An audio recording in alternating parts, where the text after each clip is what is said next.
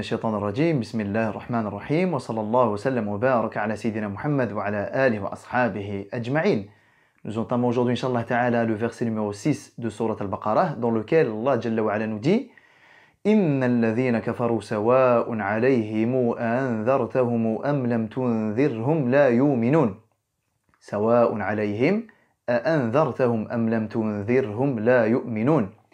Ceux qui n'ont pas cru en toi, en Allah, en le livre avec lequel tu es venu, etc. Ceux-là qui n'ont pas cru, que tu les avertisses ou que tu ne les avertisses pas, ils ne croiront pas.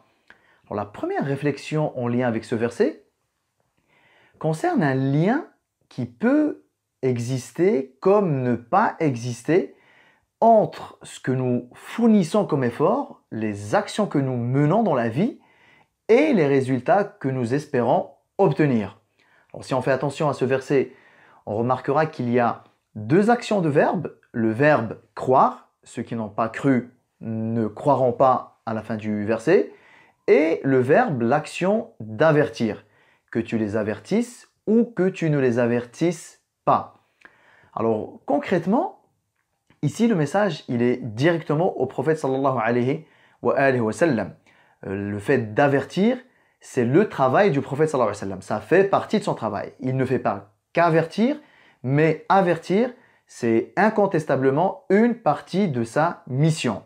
Avertir les gens, les mettre en garde contre ce à quoi ils s'exposent s'ils n'écoutent pas Allah, s'ils ne suivent pas le Nabi sallallahu alayhi wa sallam, s'ils ne délaissent pas, s'ils restent sur la voie sur laquelle ils sont actuellement, ils s'exposent à la colère, au châtiment, à l'enfer, etc.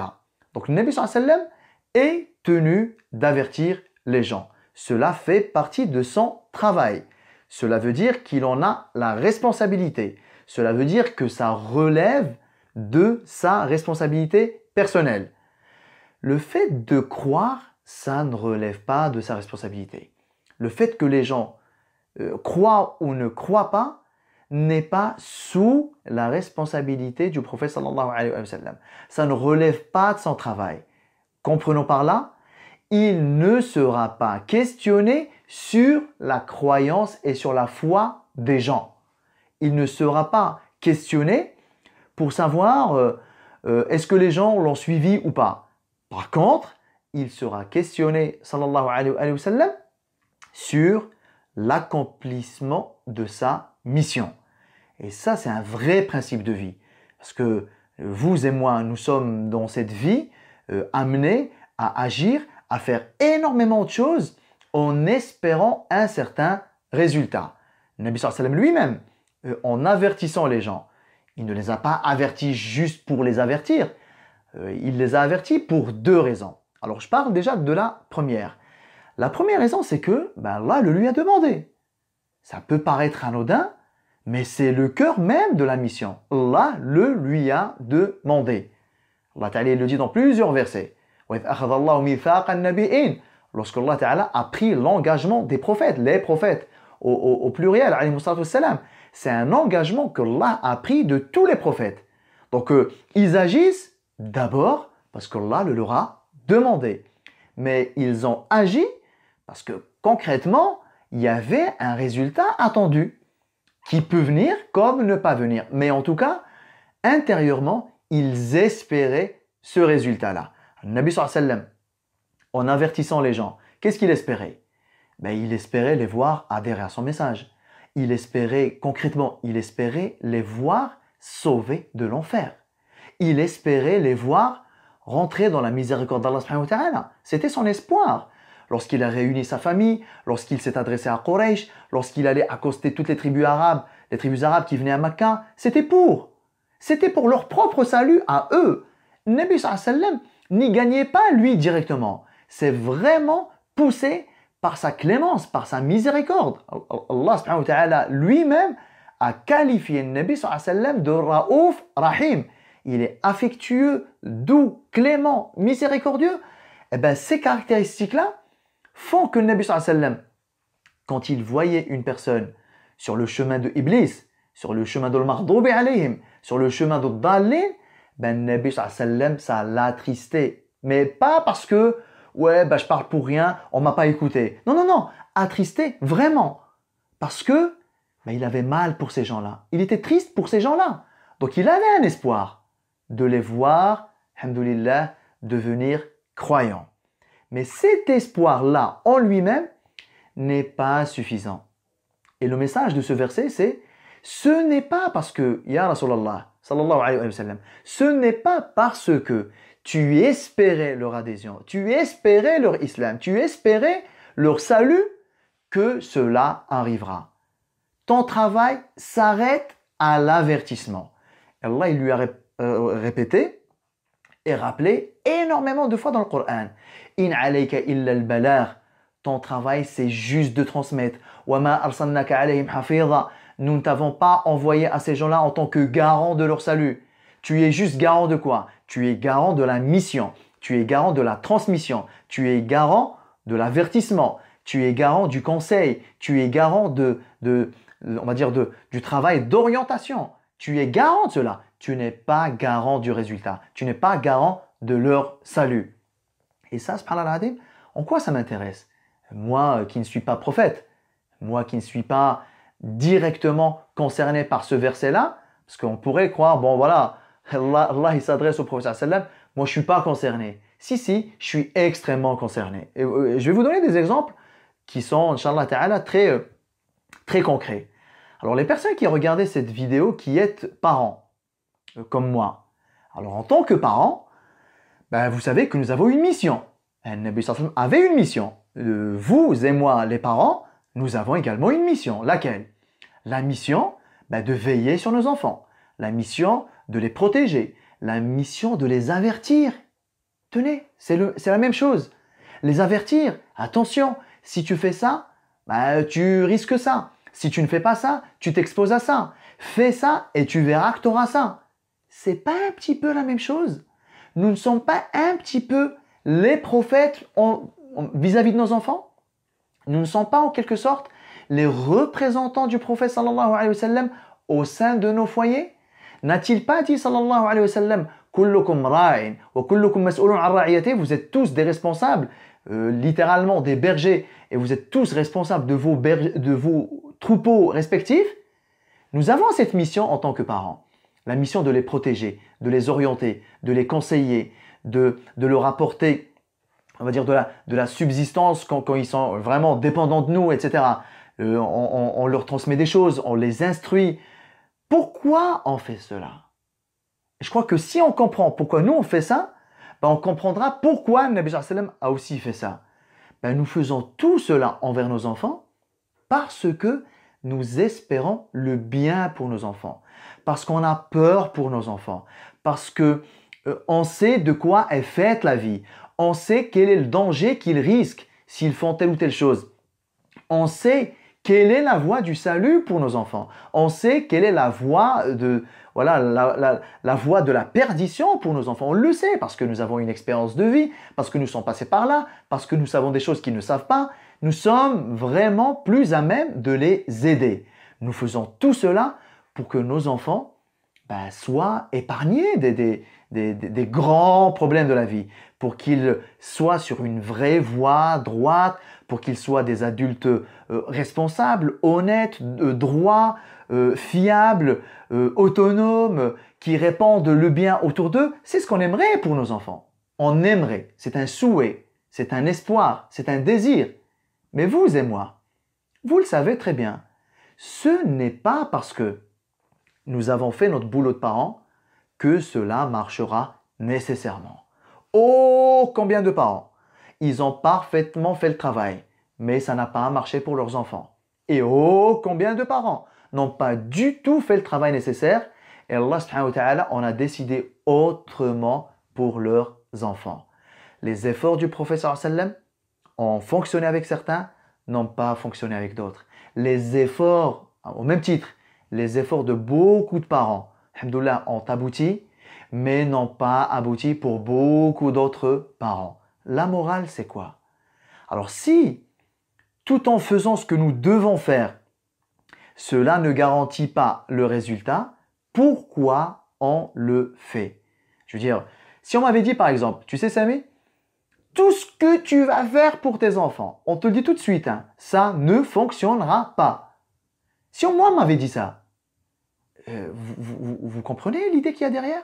Je pourrais légitimement me poser la question.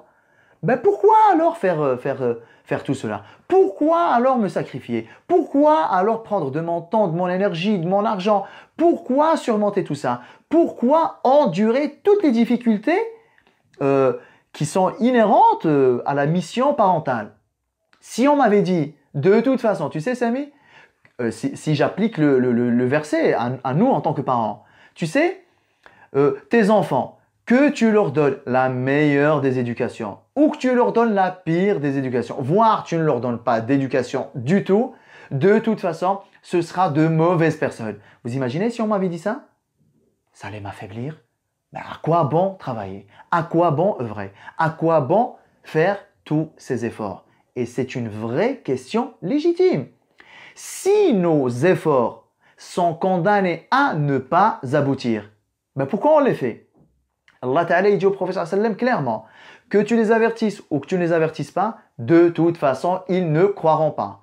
Dans la prochaine vidéo, Inch'Allah Ta'ala, ou peut-être même celle d'après, on verra de qui il s'agit exactement. Mais l'idée, c'est, de toute façon, ils ne croiront pas. On pourrait se dire, pourquoi? Pourquoi les avertir alors? Allah subhanahu wa ta'ala vient de t'annoncer que de toute façon, ils ne croiront pas. Pourquoi les avertir? Vous savez la réponse à cette question? Elle est toute simple. Les avertir parce qu'Allah Ta'ala le lui a demandé. Pourquoi moi, je fais tous mes efforts avec mes enfants? Parce qu'Allah me l'a demandé. Pourquoi je me comporte de la meilleure des manières avec mon épouse, avec mon époux? Parce qu'Allah me l'a demandé. Pourquoi je suis un bon voisin envers mes voisins? Parce qu'Allah me l'a demandé. Pourquoi je me comporte de la meilleure des manières avec mes parents? Parce qu'Allah me l'a demandé. Pourquoi j'ai un comportement altruiste, j'ai un comportement généreux, j'ai un comportement, on va dire, orienté vers le bien, dehors, dans la rue, à la mosquée, au travail? Pourquoi je fais ça? Parce que Allah me l'a demandé. Pourquoi je suis quelqu'un de honnête au boulot? Parce que Allah me l'a demandé. Pourquoi je suis un étudiant qui travaille correctement et convenablement? Parce que Allah me l'a demandé. Ça change absolument la conception du monde. Pourquoi je suis bon envers mes parents? Pas parce que, comme ça, ils me gardent mes enfants quand j'en ai besoin. Pourquoi je suis quelqu'un de bosseur, d'honnête, de ponctuel au travail? C'est pas parce que je veux une augmentation à la fin du mois ou à la fin de l'année. Pourquoi je suis un élève studieux, sérieux, qui travaille et qui fait les efforts?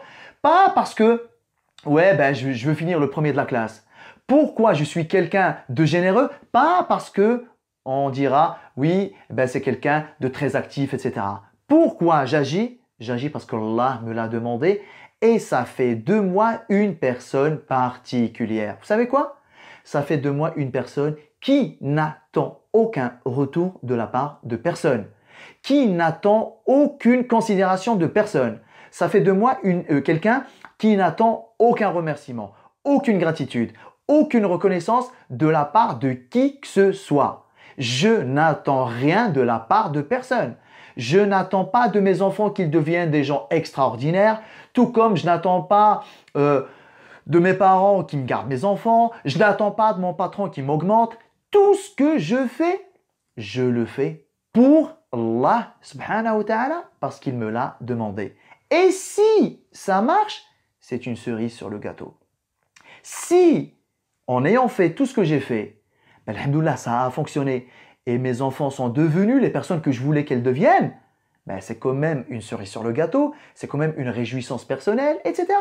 Si, tout en étant studieux, bosseur, j'ai fait ce qu'il fallait faire parce qu'Allah me l'a demandé, mais qu'en plus de ça, j'ai réussi mes examens, alhamdoulilah, et j'ai fini peut-être ma jour de promo, c'est quand même quelque chose, on va dire, de gratifiant. C'est quelque chose qui fait partie des choses avec lesquelles Allah gratifie ses serviteurs dans ce bas monde. Mais je ne convoitais pas cela en numéro 1. J'espère que vous comprenez l'idée. Je convoite les deux. Mais prioritairement et d'abord et principalement, je me comporte comme je me comporte. Je fais ce que je fais parce que Allah subhanahu wa ta'ala me l'a demandé. Il y a un exemple dans le Coran qui nous montre clairement que l'on peut être motivé par deux choses, mais qu'il y en a une qui est prioritaire sur l'autre. Il y a une petite nation parmi Banu Israël, qui sont très connus, hein, les gens du samedi d'ailleurs, parce que c'est de là où ça a commencé l'histoire Allah Ta'ala leur a interdit de pécher pendant le samedi, etc. Parmi ces gens, il y avait des croyants. Enfin, si vous voulez, il y avait des désobéissants, des gens qui n'ont pas obéi à Allah dans cette histoire d'interdiction de pécher le samedi. Il y avait une première catégorie, ceux-là. Il y avait une deuxième catégorie, des gens pieux, des gens altruistes, des gens qui obéissent à Allah subhanahu wa ta'ala. Quand Allah il leur a dit ne péchez pas le samedi, ils n'ont pas péché le samedi. Et en plus de ça, ils essayaient d'avertir les autres, ceux qui ont péché le samedi, en leur disant « Qu'est-ce que vous faites? Vous vous exposez à la colère d'Allah. Allah nous a dit de ne pas pécher, qu'est-ce que vous faites ?» Donc on a les désobéissants, on a les obéissants, mais qui pensent aux autres, les obéissants qui avertissent les autres. Et nous avions une troisième catégorie, une catégorie qui n'a pas désobéi à Allah subhanahu wa ta'ala, mais qui n'a pas averti non plus, qui s'est dit, cette troisième catégorie, ben moi, alhamdoulilah, j'obéis à Allah, je ne pêche pas le samedi, et les autres là, les injustes qui ont désobéi à Allah subhanahu wa ta'ala, et ils se débrouillent. Moi, j'ai rien à voir avec les gens là. Et vous savez quoi? Pire encore, ils ont dit à la deuxième catégorie, لِمَ تَعِظُونَ قَوْمًا اللَّهُ مُهْلِكُهُمْ أَوْ مُعَذِّبُهُمْ عَذَابًا شَدِيدًا. Ils ont dit aux pieux, pourquoi vous perdez votre temps à avertir des gens qui de toute façon seront, voilà, c'est un châtiment douloureux qui les attendra. Pourquoi vous perdez votre temps à avertir ces gens condamnés d'office au châtiment? Qu'est-ce qu'ils ont répondu ces gens? Ils ont dit ma'dhiratan ila rabbikum wa la'allahum yattaqun. Alors c'est vrai, j'aurais pu m'occuper que de moi-même. J'aurais pu me dire alhamdulillah, moi Allah il m'a épargné. Ceux qui ont désobéi à Allah, ils se débrouillent. Mais non, les gens là, ils étaient motivés par deux choses. Ils étaient motivés par le fait d'innocenter leur responsabilité envers Allah. Ma'dhiratan ila rabbikum. Ça veut dire le jour dernier, Allah Ta'ala va nous demander des comptes. Vos frères, vos familles, ce sont les vôtres. Vous les avez vus désobéir. Qu'avez-vous fait pour les en empêcher? Eh bien, le jour-là, on lui dira, Ya Allah, on leur a parlé, on les a avertis, on les a conseillés, on était à leur côté, on a tout fait pour qu'ils ne te désobéissent pas, mais ils ne nous ont pas écoutés. Et Allah subhanahu wa ta'ala acceptera leur excuse. La deuxième chose, وَلَعَلَّهُمْ يَتَّقُونَ. Malgré ça, là quand on les voit, on a l'impression que ce sont des gens, on va dire, définitivement condamnés, mais nous, intérieurement, on a cet espoir de les voir se repentir. وَلَعَلَّهُمْ يَتَّقُونَ. On aimerait bien, on espère, on aimerait les voir obéir à Allah subhanahu wa ta'ala. Ça veut dire dans nos actions de tous les jours, quelle que soit la situation dans laquelle on est, nous sommes des humains, nous sommes poussés par des résultats immédiats. Nous sommes poussés par la recherche de quelque chose de ce monde. Ça fait partie de ce que nous convoitons, mais pas en priorité. En priorité, c'est d'abord innocenter ma responsabilité. Je suis responsable sur l'éducation. Je vais rendre des comptes sur l'éducation que je vais donner à mes enfants. Je ne vais pas rendre des comptes sur le résultat de cette éducation. Je suis responsable de ma droiture au travail, au boulot, je ne suis pas responsable du résultat. Je suis responsable de mon honnêteté, je suis responsable de ma générosité, je suis responsable de mon altruisme envers les gens, je suis responsable de ça. Je ne suis pas responsable des retombées de mon comportement. Je me comporte de la meilleure des manières avec mon épouse, de la meilleure des manières avec mon époux. Ce n'est pas parce que j'attends un retour de sa part, c'est parce que Allah me l'a demandé. Si il y a un retour, si il y a un résultat, ben, alhamdoulilah, nous nous en réjouissons, tout comme le Nabi sallallahu alayhi wa sallam se réjouissait lorsque des gens croyaient en lui et étaient attristés lorsque des gens ne croyaient pas en lui. Dans les deux cas, la réjouissance de voir ses efforts aboutir ou la tristesse de voir ses efforts ne pas aboutir, dans tous les cas, ça ne devrait pas remettre en cause notre moteur principal, nous agissons d'abord pour Allah subhanahu wa ta'ala. وصلى الله وسلم وبارك على سيدنا محمد وعلى آله وأصحابه أجمعين والسلام عليكم ورحمة الله تعالى وبركاته. Vous avez aimé cette vidéo? Laissez-moi un pouce bleu, pensez à vous abonner à la chaîne et n'oubliez pas d'activer les notifications pour être tenu au courant de nos prochaines vidéos. Merci.